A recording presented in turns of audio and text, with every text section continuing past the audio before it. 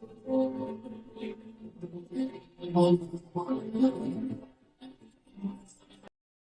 folks, welcome to Snowpal podcast. Our guest today is Richa Kaul, the CEO and founder of Compliance. Richa, thank you so much for taking time to chat. Absolutely. Happy to be here.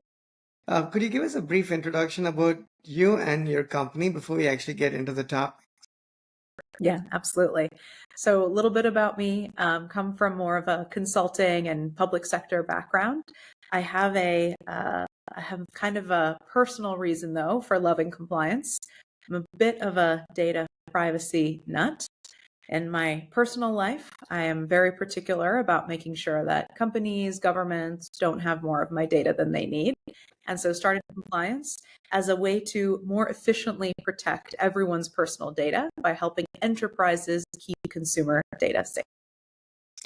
That's a great introduction. And you said you're based out of London. And I'm not surprised because I think when it comes to data compliance and sensitivity around data, I mean, as somebody who has a few products and, we have to do all of these things for compliance. I know GDPR as for a startup is not an easy thing to understand.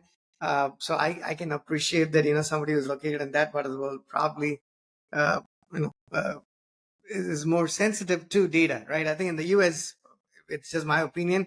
I feel like we are more open to sharing information.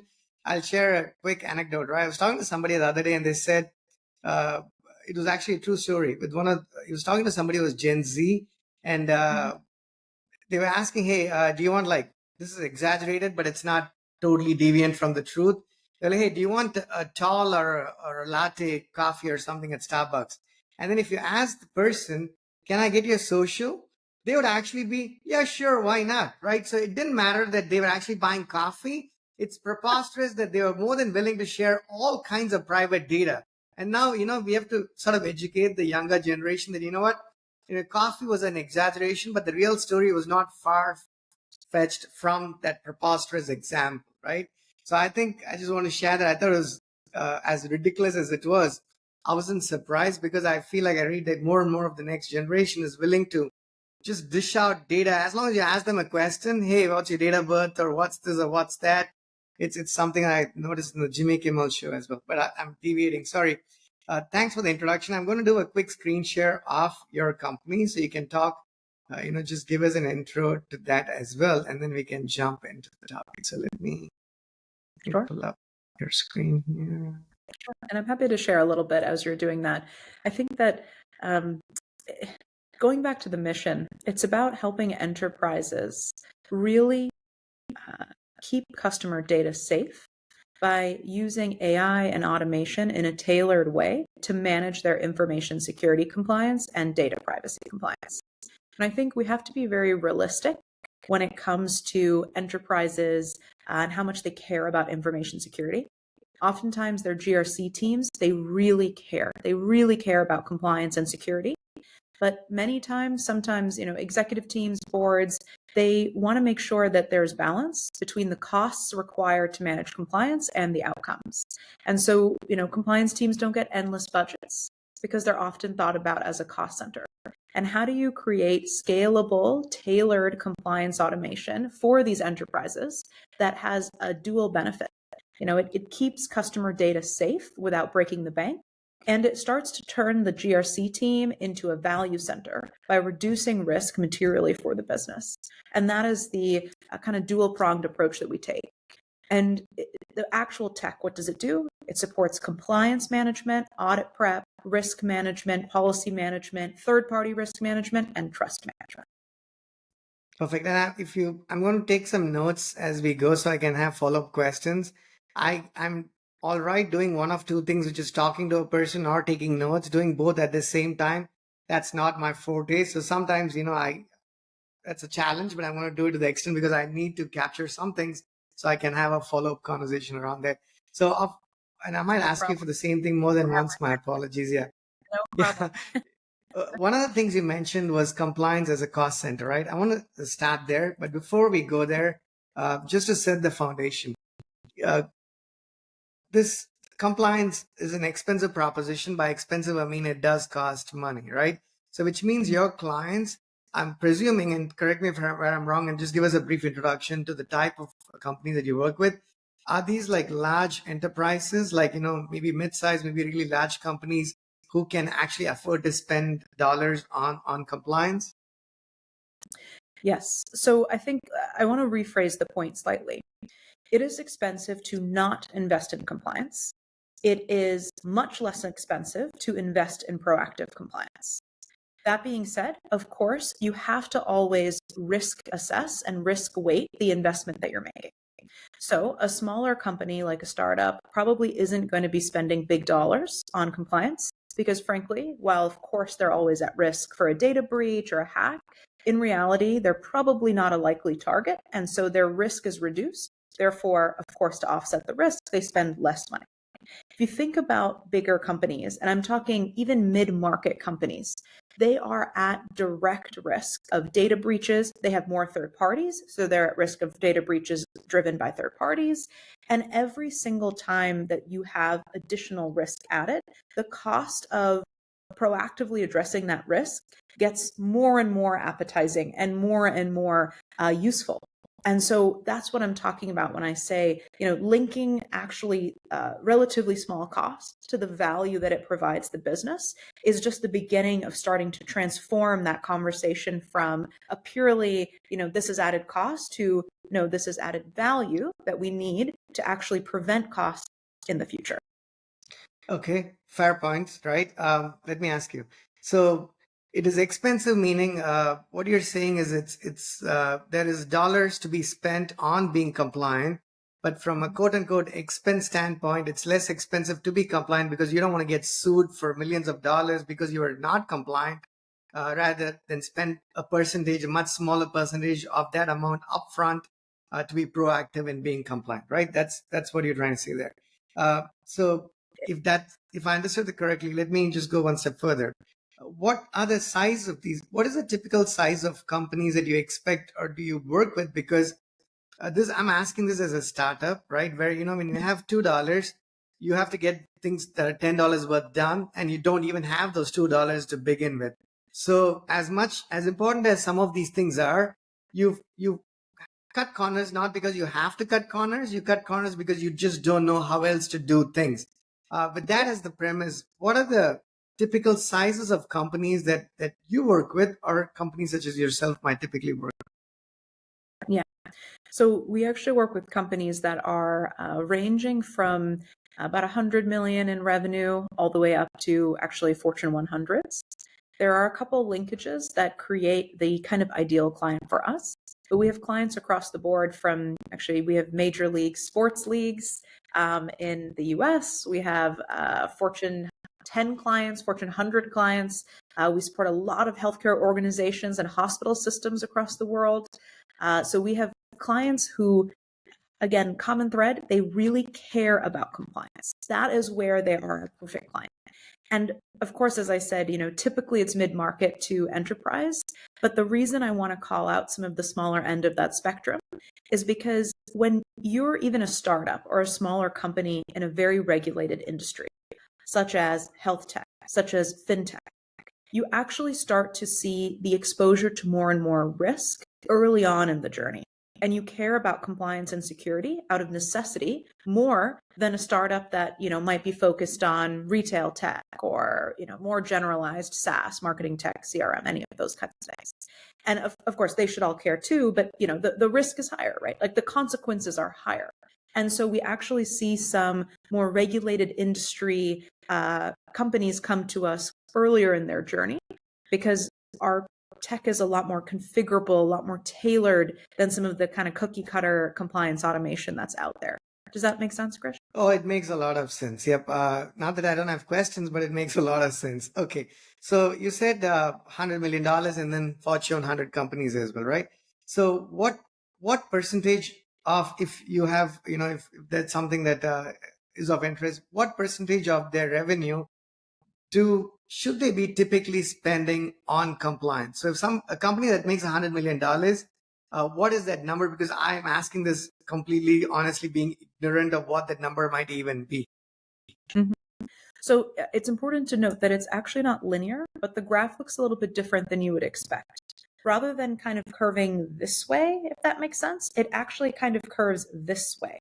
It is, of course, industry specific, but what we see is that actually the biggest companies spend the most per revenue dollar, which isn't much, but per revenue dollar on compliance, because they are actually targeted the most, not only by hackers, but also in terms of fines. They also have the most third parties. So they have a sprawling kind of like web of risks that are hidden around, and they need to spend more money to keep those things in control. You said a little bit earlier on the interview that that the risk is about getting fined, right? Or getting Right. having more financial, like direct financial penalties of cybersecurity and data privacy. It's 100% true. But I think that the real cost actually comes not so much from the fines as from the amount of energy that is put in to handling a breach or handling a security incident while it's happening. It draws up, like zaps energy from multiple different executive level folks from different teams. It can affect customers, and that starts to affect your sales. Those are the real financial costs that I think people feel. Though, of course, fines are getting higher and higher. So that is also a very real consequence as well. Okay, so and what would that percentage be, Richa? So let's say if it's $100 million in revenue, are we talking 1% of that revenue being spent on compliance, or are we talking like 10%, or what is that number?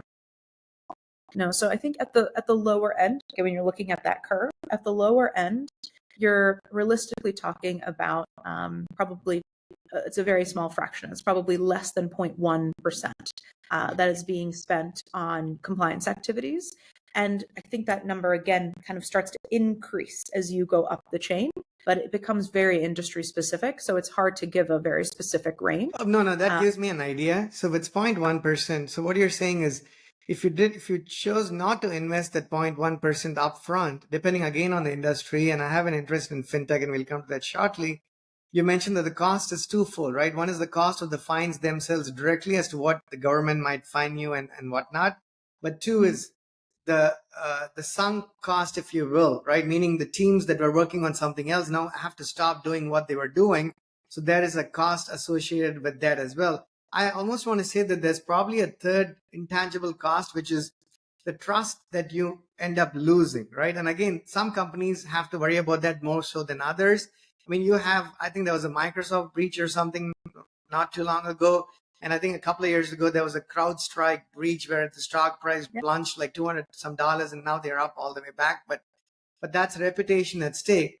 But depending on the type of company you are, the industry you are in, and the types of clients you cater to, I'm presuming that some can recover faster than others. And I say this because CrowdStrike, I thought, recovered rather quickly, right? I mean, they went from actually getting beaten down almost a 50% to coming back to that number and higher. So there is a lot of cost. And so simply there is no alternative to having this. Any other downsides? We've covered these three. Anything else that somebody should be concerned about not spending enough time or money on compliance, Richa? Yeah, I think I would add one, and then I want to talk about the trust one. So there is an element of peace of mind and control. And I think that it's at a younger company, at a startup, scale up, a founder. I understand the burdens of a founder very, very intimately. Of course, you have so much on your mind, so much, that worries you, that's keeping you up at night all the time. And it's commercial, it's about funding, and a million things. What I find is that there is a peace of mind element to knowing that your software is secure, to knowing that your offering to your client is actually been pen tested, been really pressure tested against what could potentially be a leak, a breach, some issue in your code that's exposing data for clients unknowingly. These are things that I think actually have value. So that's kind of one piece of it. I want to share a controversial take on the trust point that you mentioned. I am finding that the more common that data breaches become, the less that trust is affected by a breach. Now, I don't think that is something that is necessarily breaking news. Like, we all know it. 10 years ago, if there was a big breach, it would be front page news. We would know about it. Think about the Experian breach that happened, right? Everyone knew about it. Breaches of that scale happen all the time these days, and it's not even newsworthy anymore. I think that in reality, if you look at stock prices now, they bounce back really fast. It's really crazy. Some of them barely take a hit after they've had a breach. Sometimes it's a really bad breach, like the Marks and Spencer breach recently, put their stores out of business for multiple days. People didn't stop going. They didn't really have, that much of a break in trust.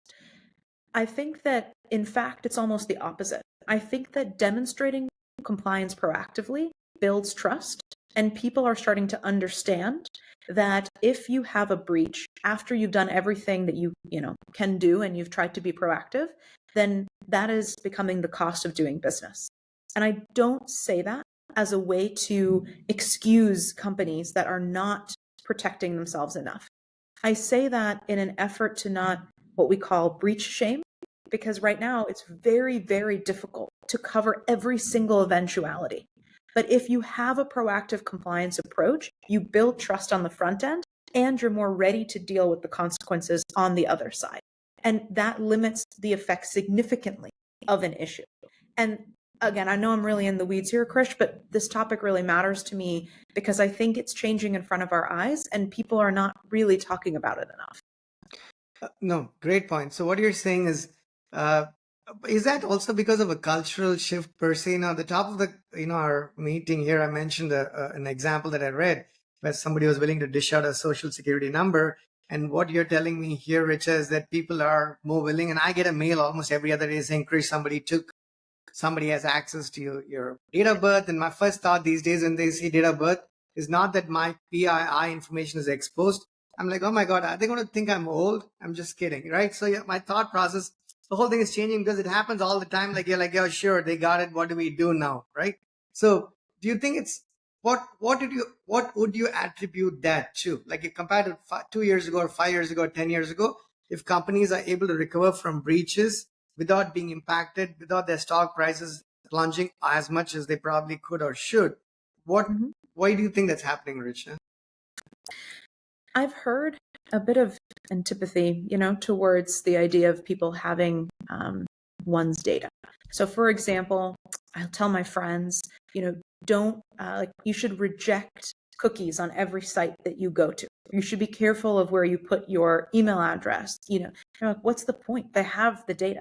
The colloquial they have the data already. What's the point? Facebook already has my data. Instagram already has my data. And I think that in a world where ChatGPT knows everything about you, and you're seeing these Perplexity browsers and all of these types of things that just know everything about you. And not only has that been somehow twisted into a positive, but you're also getting to a point where people are used to and exposed to their data being available and used, willy-nilly. And so they don't feel as much sensitivity about it. And that's a slippery slope. I mean, we can talk about this for a long time, but I think that that's why, that's really why we're seeing less care about these things, less consequences. It makes sense, right? Because I have a friend who, his car got towed years ago, and we went to this towing place, and when you go to pick up your car once it's towed, it's not like going to a car showroom, right? That place doesn't look that great. It looks like a junkyard. So he had to pay like a couple $100 at the time. He was not even comfortable handing out his credit card to that company, just looking around how that place looked. On the other side, I'm a little bit easier going, if you will, in that sense. I would give it to anybody if they ask for that card. Because, some of the differences I've noticed is you go eat in a restaurant in the US, and I know you said you're from here, you currently live, so you probably know both sides of the ocean here. You give the credit card and they take it, and then they come back to it, you sign, which doesn't make a whole lot of sense if you think about it. Whereas in Europe, at least in the little experience that I've had, they bring these devices to you. They don't even touch your credit card in a lot of the places, right? So to me, it's only, it's both the West. It's just one ocean in between, but there was a significant cultural difference, like completely different. I want to set the premise and ask you a couple of things. And then if you go, let's say my family lives back in India, if I try to explain this to my mom, I mean, she's very intelligent, but this is not something she would even understand. So, when you talk compliance, when you talk people who are sort of in that business, or who are, I don't know, for lack of a better word, young enough, at least in the case of my mom, she wouldn't get the essence of this. So, you work with enterprises, so I don't know if it directly impacts you, but I just want to get your thoughts on how do you think that how do you think this is going to pan out? Because on one side, you have folks who are younger on TikTok and Instagram willing to give out this information voluntarily, right? Not thinking twice about, should I give this? And on the other side of the demographic, you have somebody who may be conscious about not wanting to give it, except that they're not aware of what this even means, right? So if somebody asks them for this information, they genuinely believe that the person asking has good intent and they need this information. So, you have a wide range of people. And how does this compliance work with each of these segments and categories of people? Yeah, I think that it is actually less about the consumers and more about the businesses. And the reason I say that is because I think that consumer knowledge about data privacy and information security has probably net increased, even if their maybe care about it is not increased very much, or maybe even gone down. I don't think that 10, 15 years ago, people even necessarily understood the concept of data privacy. But now if you speak to, any Gen Z, I don't know about Gen Alpha yet, but Gen Z, person, they'll definitely know what a data breach is. They'll definitely understand what data privacy, roughly means. There's so much more regulation around it today, even in the US, that there's more protections in place. So I think that there's more fluency around it, though I agree, that care about it is not very high. But I think where the regulations really hold up and people care is when it comes to business relationships, because a business still, and actually increasingly so, does not want another business to be the reason that their customers' data was exposed, right? And so that matters to them a heck of a lot. They don't want to be telling their customers, oh, sorry, we actually got your data breached or leaked because of one of the vendors that we work with. And that expectation has actually solidified over time. And that is where I think a lot of the focus on information security is increasing. And I'll just give one last example on this point. In the EU, you mentioned GDPR is, of course, a regulation. Yes.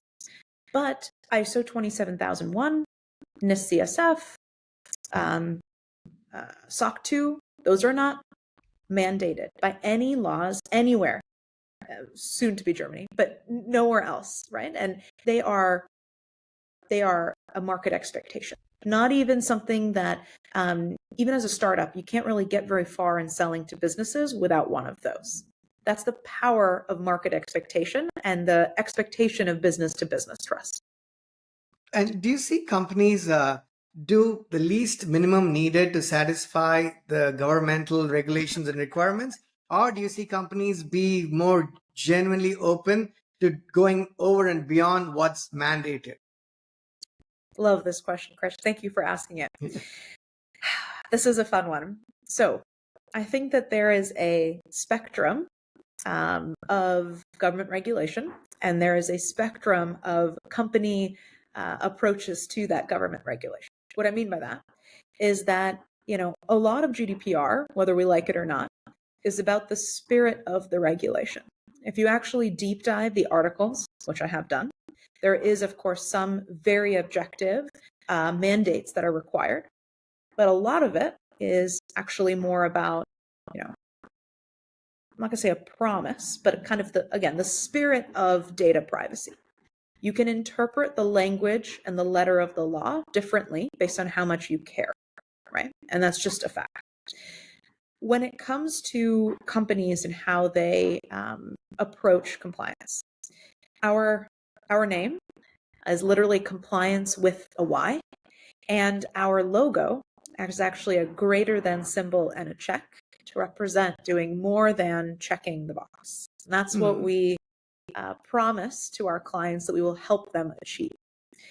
So you're probably speaking to the wrong person, because when clients work with us, we have self-selected the ones who really care about compliance, which is how I started this conversation, and said when a client really cares about compliance, we are a perfect fit for them because we are very, very tailored in the way that we deliver compliance monitoring and checks across our platform. And I'll maybe explain that a little bit more, but does that answer the question? Oh, that definitely answers the question.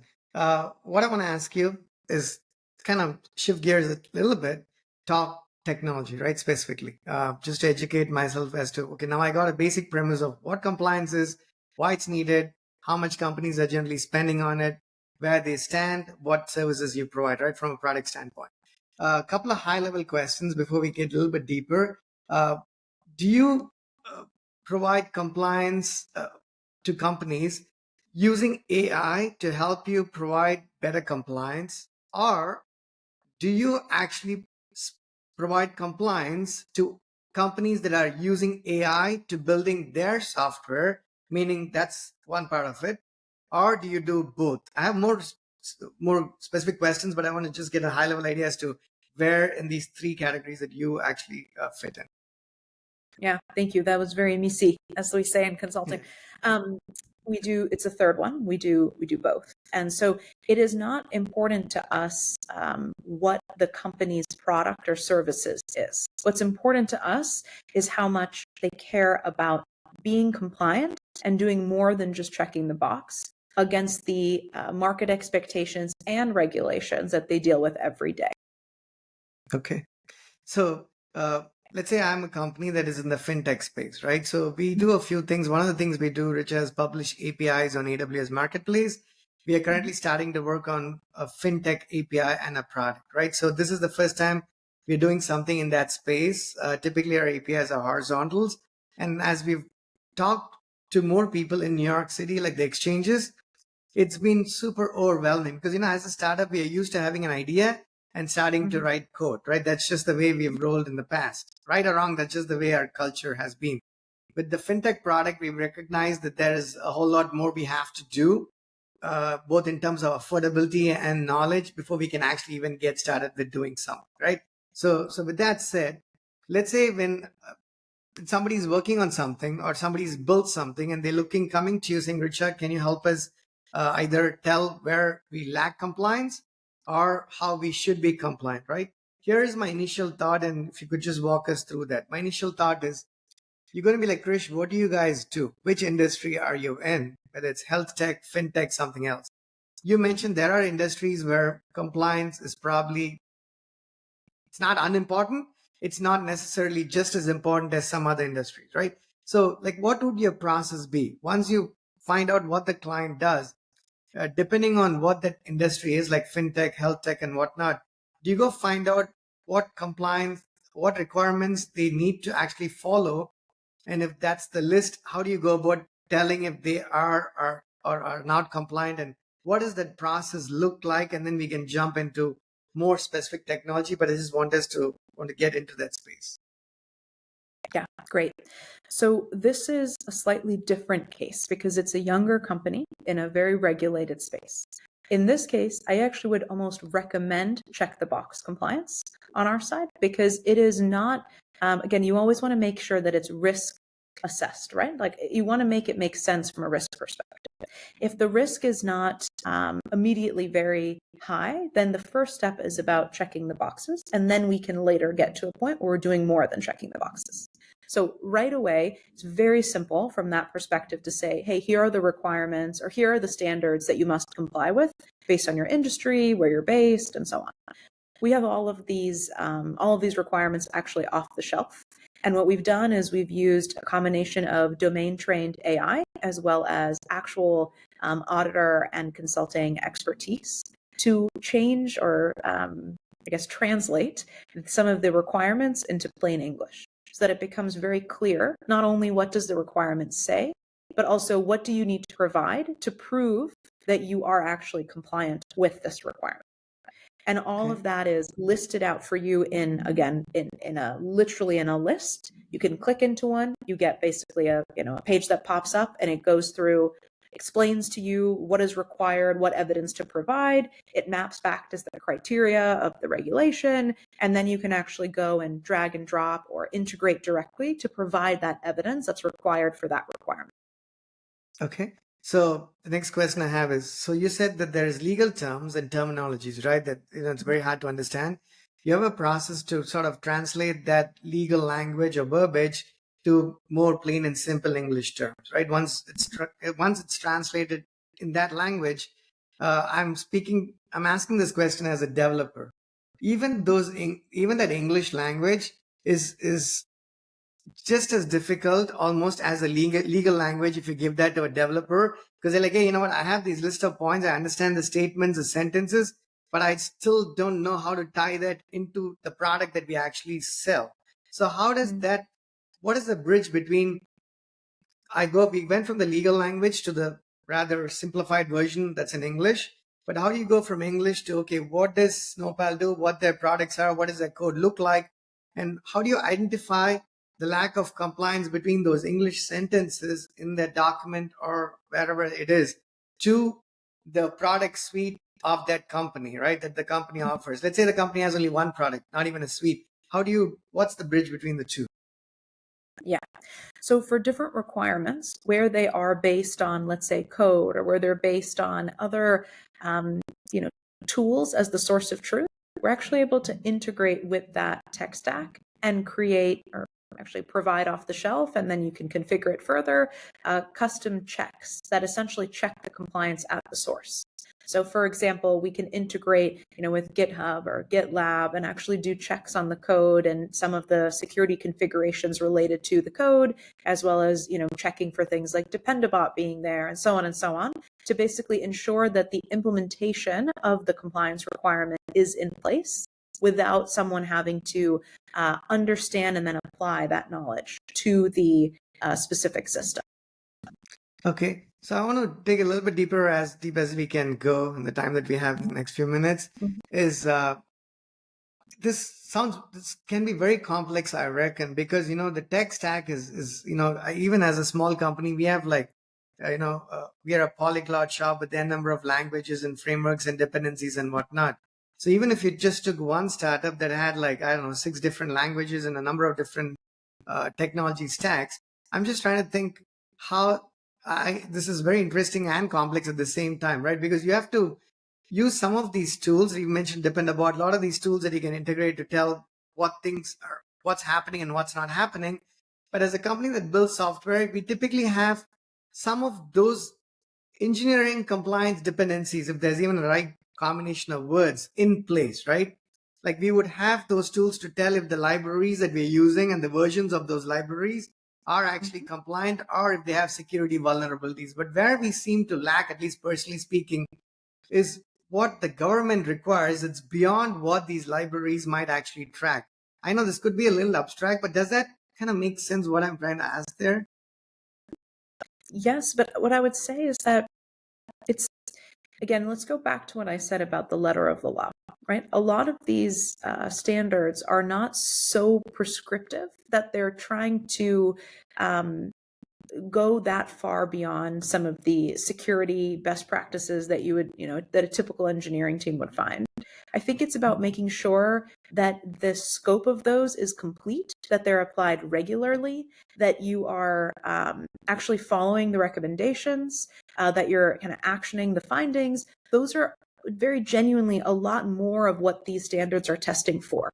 But I do think that in your question, therein lies a common misconception and one of the big issues of information security.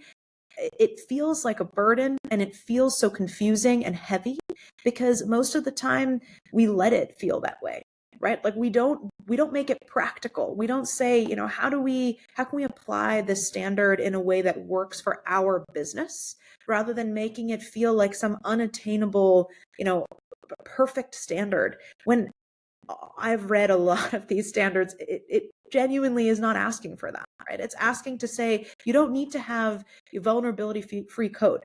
You need to have something in place that checks for vulnerabilities. When there are vulnerabilities of a certain criticality, they need to be addressed in a timely manner, and we need to be able to prove that they were addressed in a timely manner. That is a much more practical approach to the real world than feeling like everything has to be perfect all the time. I think that the gap there is one of the problems with information security today, where folks in InfoSec, GRC don't necessarily always translate the real world version of some of those standards to their teams. And so it ends up feeling too heavy, too far from reality. And then it ends up being almost, I don't want to say deprioritized, but I mean, a lot of engineers I know kind of feel like, oh, compliance is such a pain, or, I don't want to deal with this audit prep or things like that. And this is why. I don't know, Krish, what do you think? And what's your experience been? No, I think it's right because, to take that further, Richa, even as a developer, we think even fixing bugs is a pain because, unless you're building new features that can improve the quality of your product, everything else seems like a waste of time, right? If you had asked me 3 years ago, Krish, what is the only thing that's important to run a company? It would have taken me less than 2 seconds to tell me, Richa, of course, it's code that you have to write and it actually is executed by the machine. But 3 years down the road or 5 years down the road, I feel deep down as complicated technology is not particularly easy, right? But I genuinely believe every other role in the company is either just as important or in a lot of scenarios more important than a developer's role.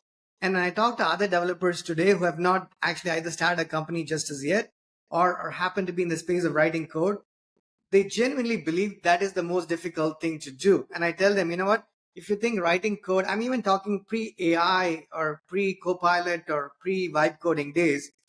I tell people, if you think coding is even remotely difficult, try selling the code that you wrote. Then tell me if coding is difficult or if the selling part is difficult, because as somebody who didn't understand sales, it's very challenging.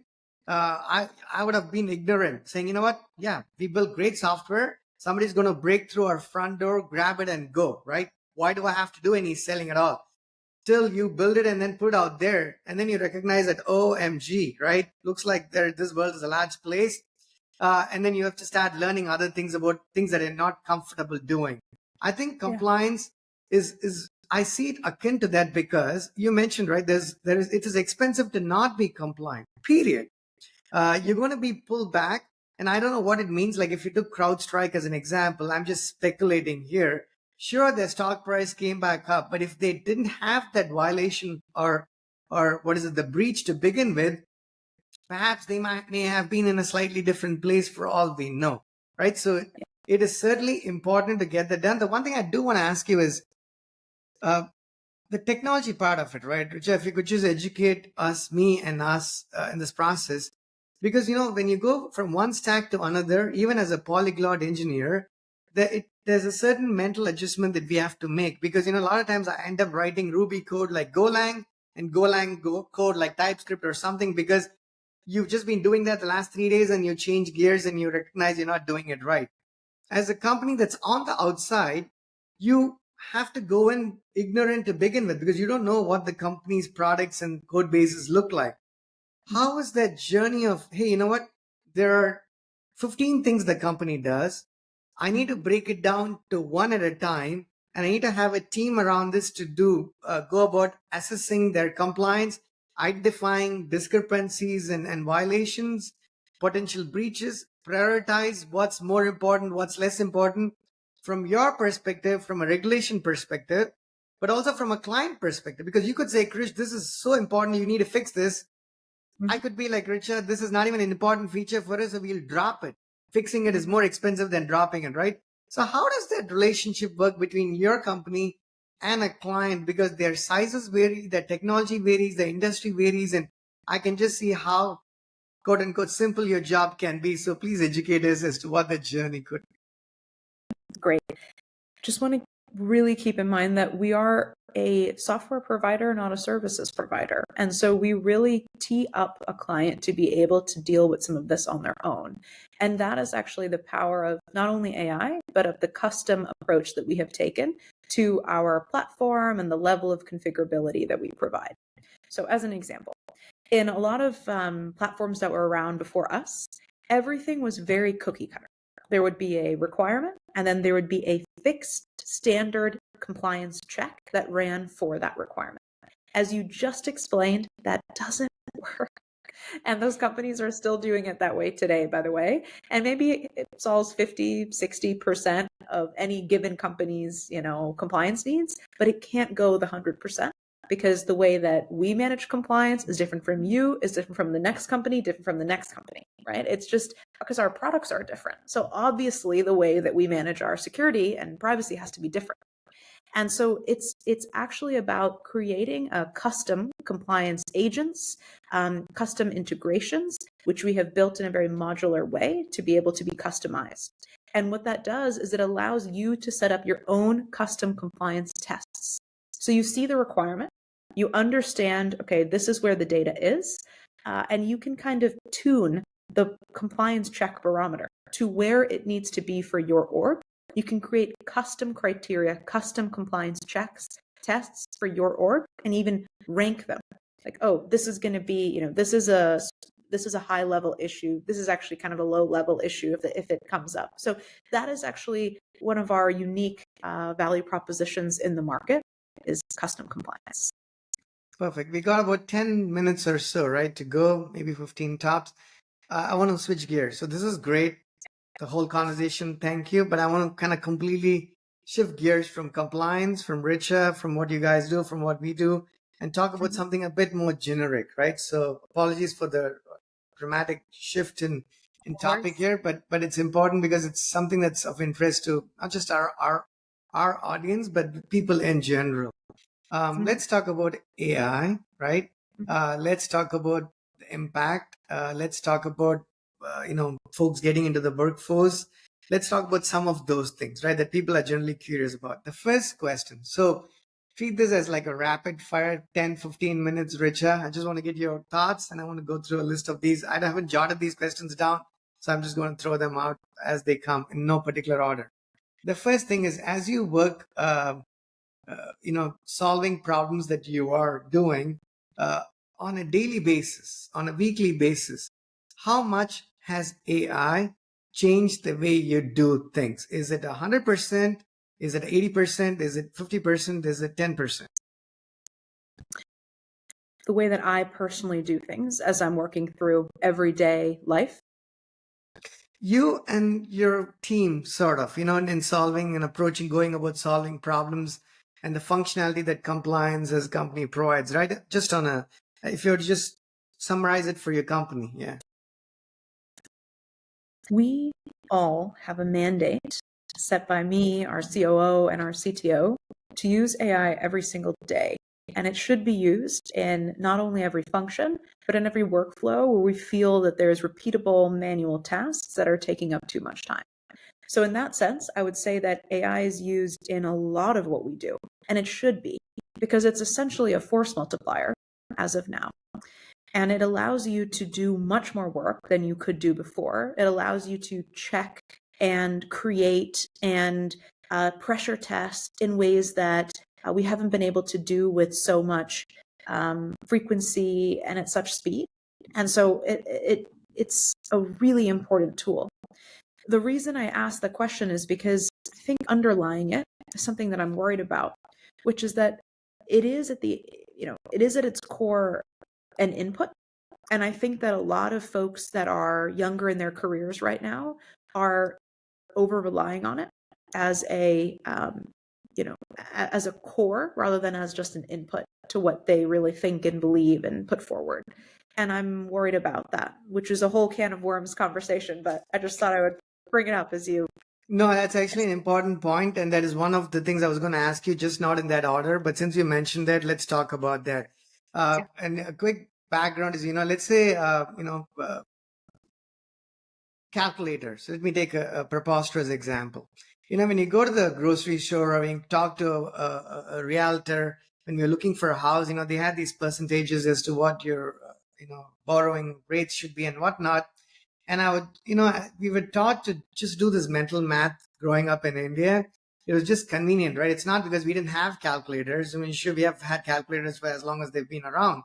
But my realtor had asked me at the time saying, it's interesting that you want to do all of this sort of in your mind to get to these numbers. Like, what is a 1.3% borrowing on $175,000 or something along those lines?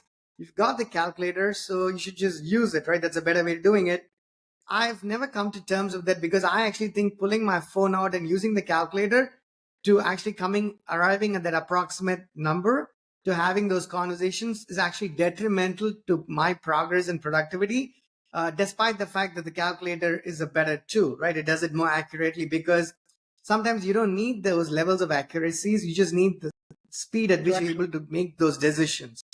With that, if that makes sense, or with that in mind, my concern with AI, with some other examples which I can share here as well, Richa, is does it take away our intellect that we are born with, the thought processes, and are we beginning to rely more and more on machines, which is fine in one sense because they're supposed to do things better and faster and nicer and thinner and with all those Apple type of adjectives.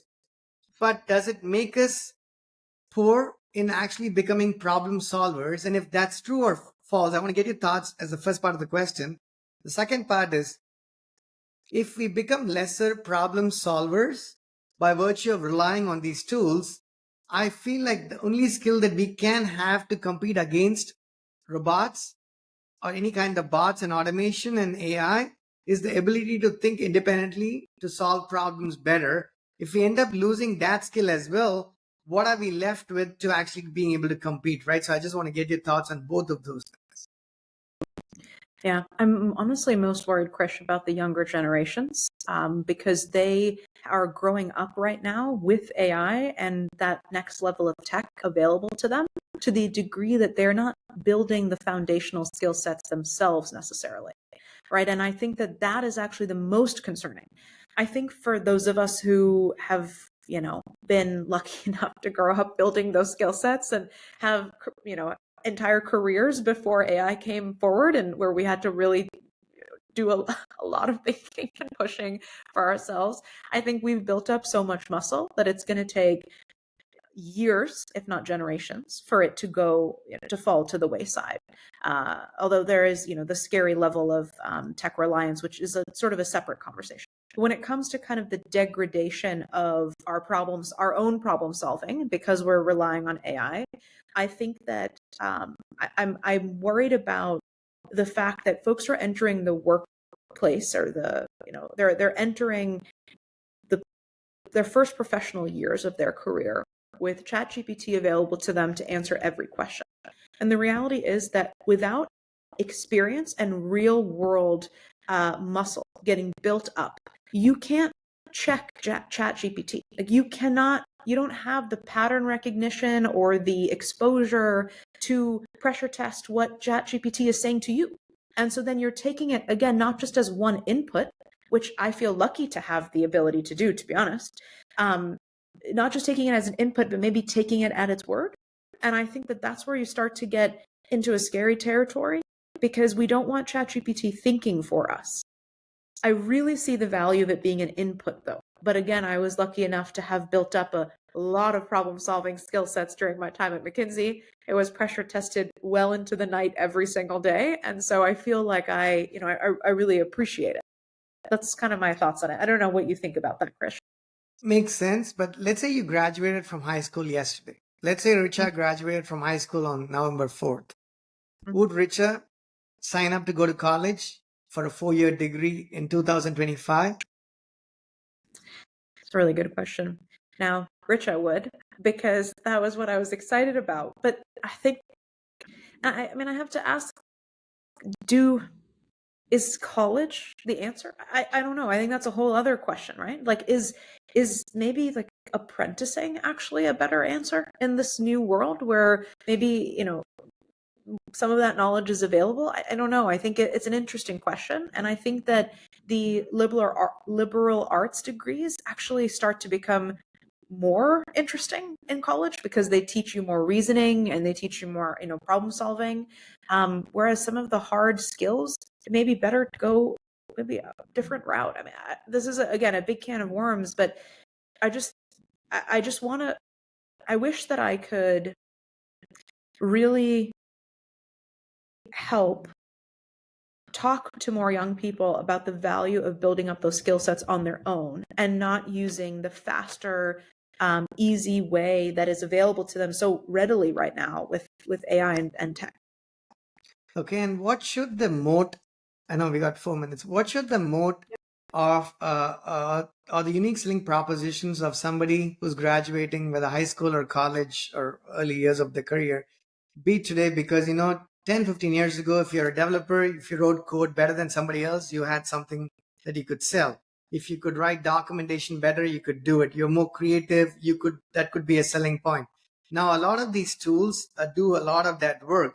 So what is it that you think, a role agnostic question, how can each of those individuals actually be better? Because if Richa and Krish are both using ChatGPT, Copilot, and everything else that's out there, what can separate the two of us? Yeah. I'm going to give you a pithy answer here. I think it is problem solving, communication, and authenticity. And I've thought about this a lot because we are hiring on every team right now at Compliance, and everyone has access to the same ChatGPT as the next person.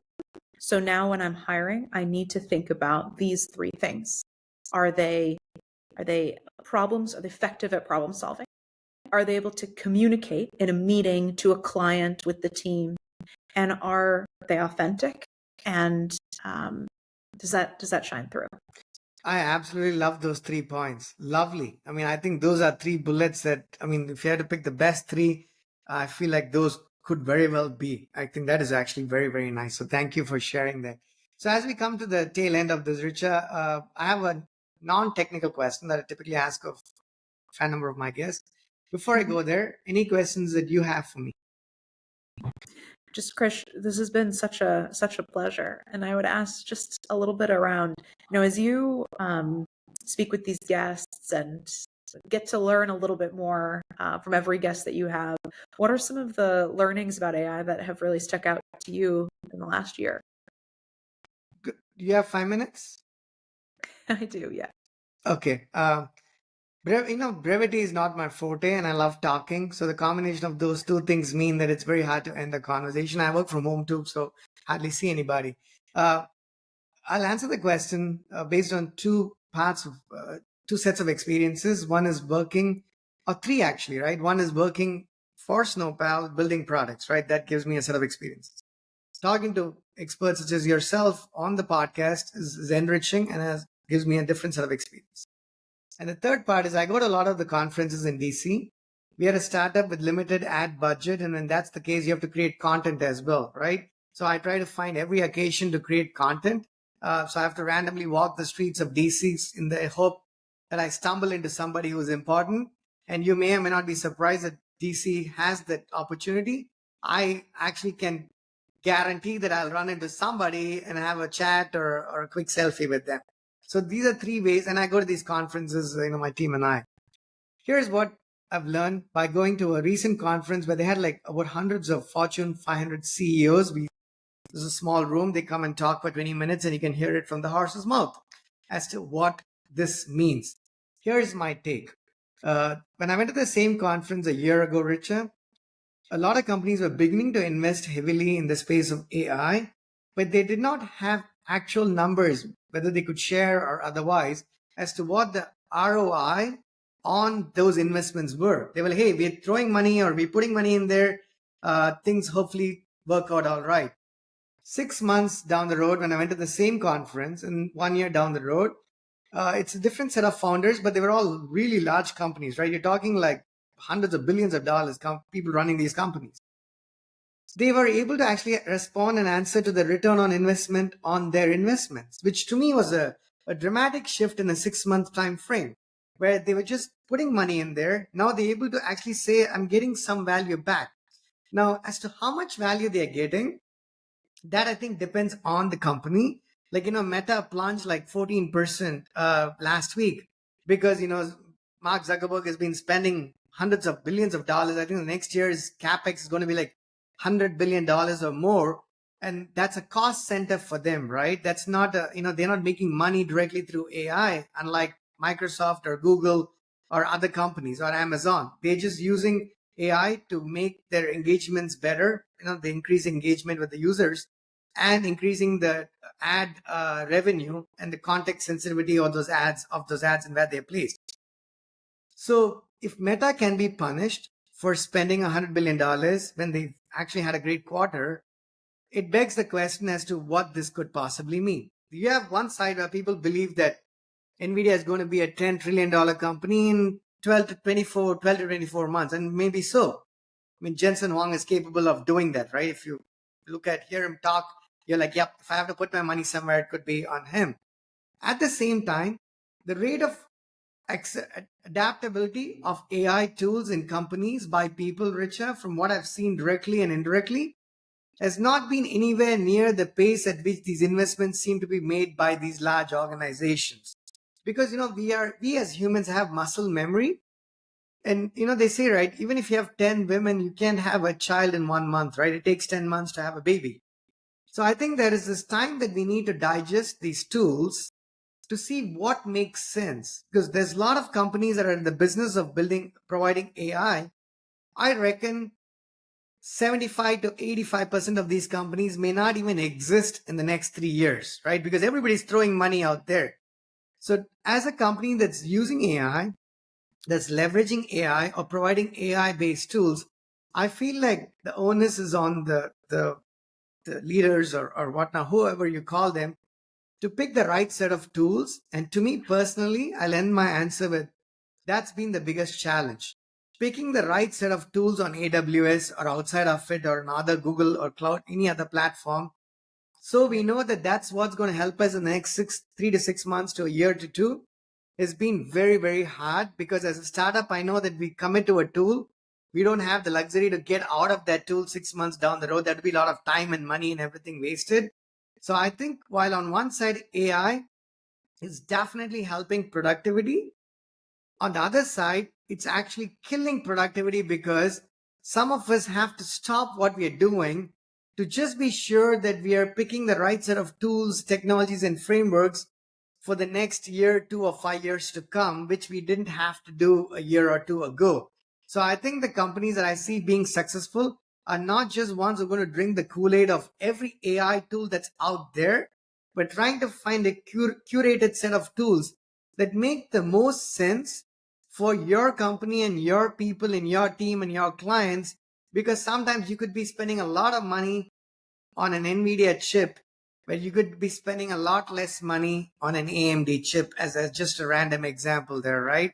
The fact that they're Dr. Su and Jensen Huang are cousins is a good thing to know, but doesn't make any difference to this conversation. But I mean, does some of that ramble make sense, Richa? Yeah, and I feel it myself. I think you're right.